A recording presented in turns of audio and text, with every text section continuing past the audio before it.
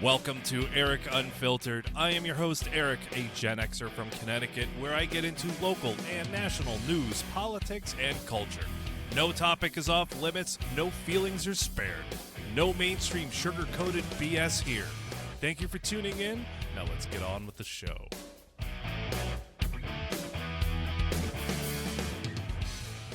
Welcome back. As you can see, the flag is still up.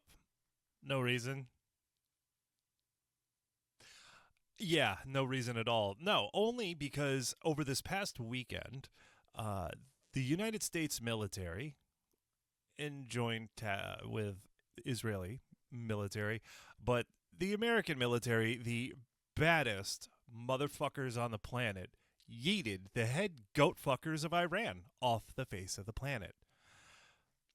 I'm happy with that. There are many people that aren't, for some reason. Now, look, I'm not going to get into the ins and outs of the legalities and stuff. I'm not that guy. I'm not that guy. I don't care enough. I don't give a shit enough. And at the end of the day, it's always better to ask for forgiveness than for permission. But the president does have control over the military to do military actions. Obama's done it. Clinton, both Bushes. A lot of presidents have done military actions without congressional approval, without a declaration of war. There are standards and all that. Some people could argue the President Trump, and nobody has made that. I'm not going to go down that. I don't know. Maybe they're right. Maybe this is completely bunk. Maybe it's okay. I don't know. Tune into somebody that delves down into that stuff a little deeper if that's what you want to know. Me personally, I don't know. I don't like war. I don't like violence. I love our military. Hell yeah, y'all. I already said it, right? Baddest mofos on the planet. Still don't like war. But I also don't like a group of goat fuckers that say death to America and are trying to get a nuclear weapon. Now, granted, that's what we have been told for, since 1979? So, regardless, they're a bunch of douchebags that's chanted death to America, and they have killed, over 900 Americans? Service members, I believe, or just Americans in general over the last, umpteen years. Yeah. Fuck them. Glad they're dead. I ain't going to miss them. Are you? It doesn't affect my daily life, personally. It doesn't. If somebody wants to argue and complain over the legalities of, fine, go ahead, argue. You're not bringing them back, and I don't know why you would want to. So personally, I don't care. I don't care. What I do care about is the loss of life of our service members. We've already had a few. I'm not a fan. I hope it goes fast. I don't want any more. Really don't. I'm also concerned just about the region in general. It's as I've said many times here, it's tumultuous. It has been for millennia, right? Who's going to take over?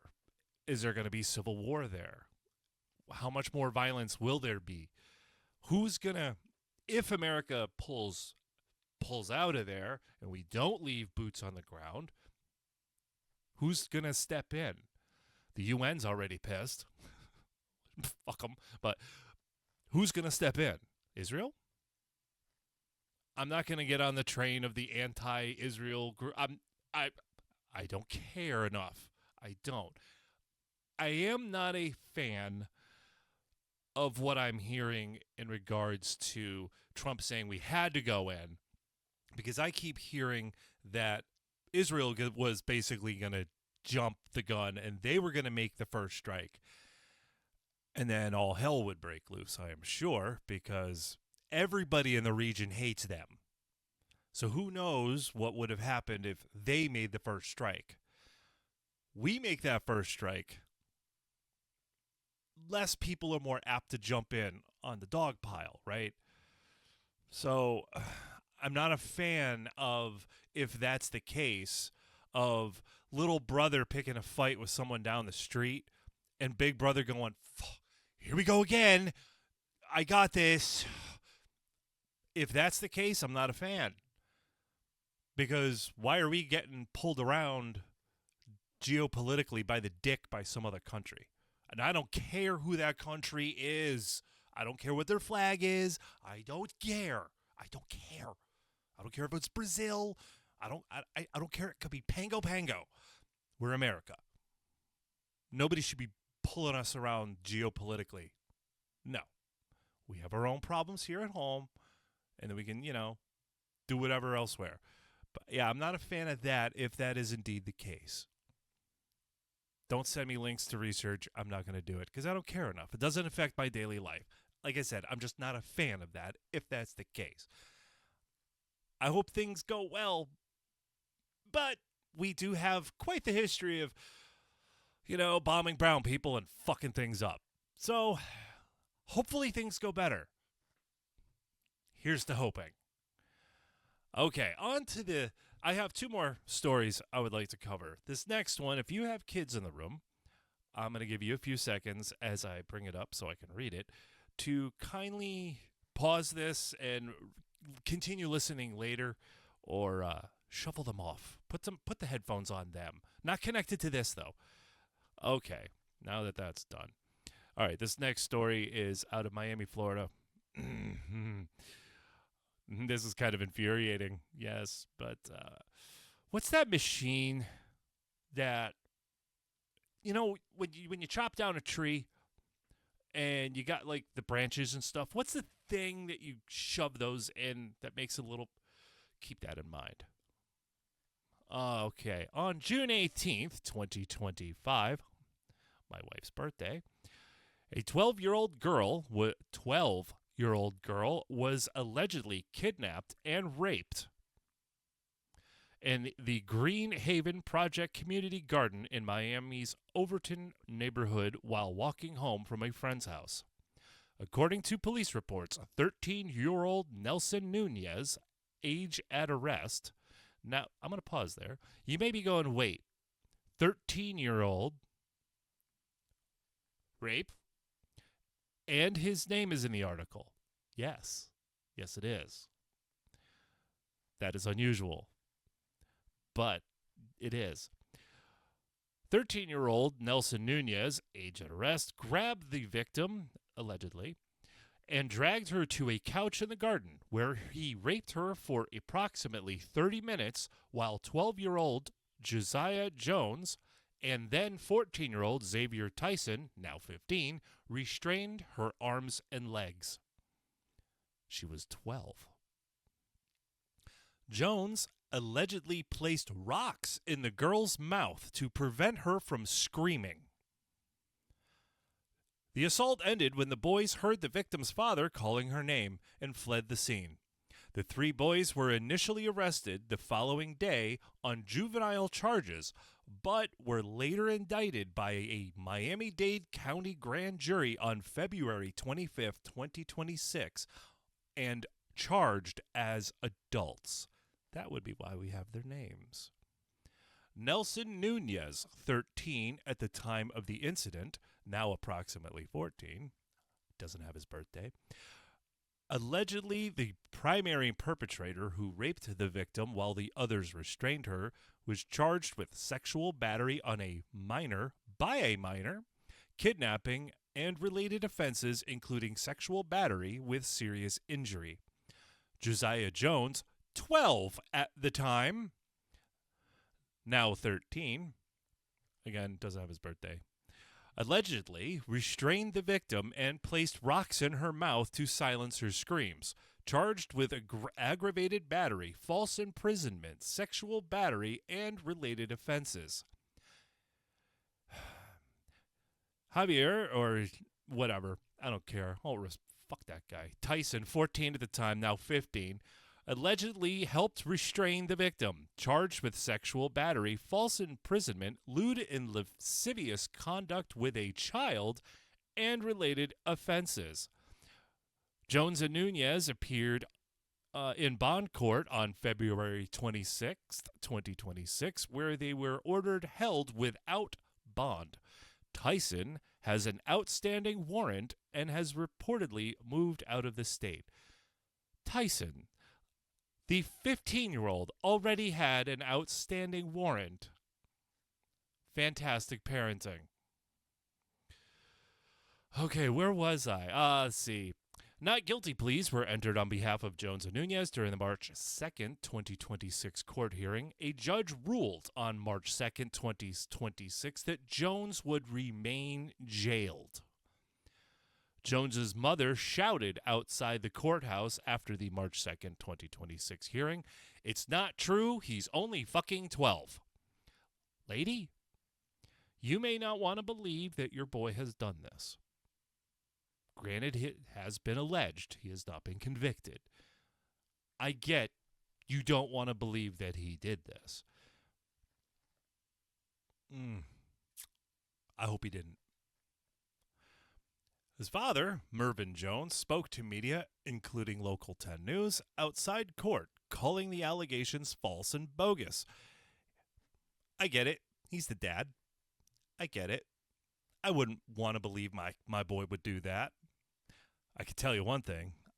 Now, I don't have kids, but if I did, and I found out my boy did something like that, I don't have a son. Nope. Officer, he's safer with you. You don't want to bring him home. Okay? Because we'll be meeting later on if you do. But I get it. You don't want to believe your boy did this. I get it. Serious allegations, though. I get it. The father, he stated, let's see, quote, "A young black man that was visiting my..." Of course, he's got to bring race into this. "A young black man was visiting Miami. It was the wrong two kids, a 15 and a 14-year-old. My son is 12 years old and has a father that takes care of him. These allegations are bogus." End quote. I get it. He's the dad. I get it. I wouldn't want to believe that my 12-year-old son did something like this either. I can't say, I get it. But that's adult charges, dude. A 12-year-old girl was raped. A 12-year-old girl was raped. Allegedly. I certainly hope it's not a bogus claim. I have to roll that it was real. So a 12-year-old girl was raped, dude. I would want to get in there and I would look at my boy and say, you tell that guy, you tell those officers everything they need to know. And I may leave you here, but you're going to fess up. But that's me. The victim's mother spoke publicly in late February, early March 2026 in interviews expressing anger and a desire for justice.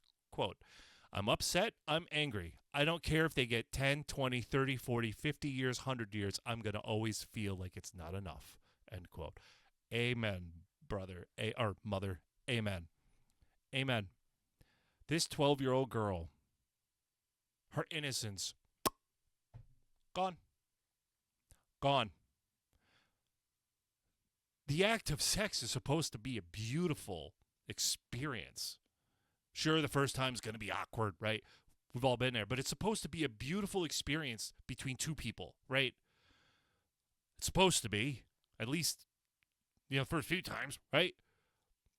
Nothing was beautiful about what happened to this girl. No amount of therapy is going to fix her. Therapy will help. She will, hopefully, but she is capable of being able to get but through this and have a normal life. But that's always there. She's 12. What the fuck? And I know there's some people I've read online, they're like, well, they're 12, I'm like, I don't care. If they did do this, if you don't know that rape is wrong, by the time you're like, I don't know, definitely by 12, something's wrong. Yeah, I wanted to talk about that story. Yeah, that kind of got my blood boiling. All right, I'm going to move on to the last one here. It's less, not much happier, but it is a story about a hero, and there is a point at the end of this. Um, this story is actually from Fox 61 in Ohio. This story is out of Ohio. Let's see, Pickaway County. Hopefully, I said that right. An Ohio woman is being hailed as a hero after a crash Friday morning that claimed her life, but likely saved her young grandson. According to the sheriff's office outside Columbus, deputies responded around 10 a.m. to a 911 call reporting a crash. When deputies arrived, they found a 2025 white Nissan Sentra had left the roadway, traveled through 2 residential yards, and struck a parked SUV in a driveway. The driver was injured but conscious and was taken to a hospital for non-life-threatening injuries. Investigators said 52-year-old Laura Hammond was visiting her mother and was with her daughter and young grandson at the time of the crash. Witnesses and deputies said Hammond saw the vehicle coming towards her grandson and acted immediately, picked him up, and tossed him out of the path of the car. Laura actually picked up the child and tossed him. At the end of the day, it saved his life. Sheriff Captain John Strasser told 10 TV, quote, and when Laura tossed him, very unfortunately, she took the brunt of the vehicle, end quote. Hammond was pinned between the Nissan and the parked SUV and later transported to the hospital where she died. Her grandson was treated for minor injuries. According to a police report, the driver told officers his phone was ringing just before the crash, and he looked down. I hope it was worth it, bro. You killed Grandma, dog. Hope it was worth it.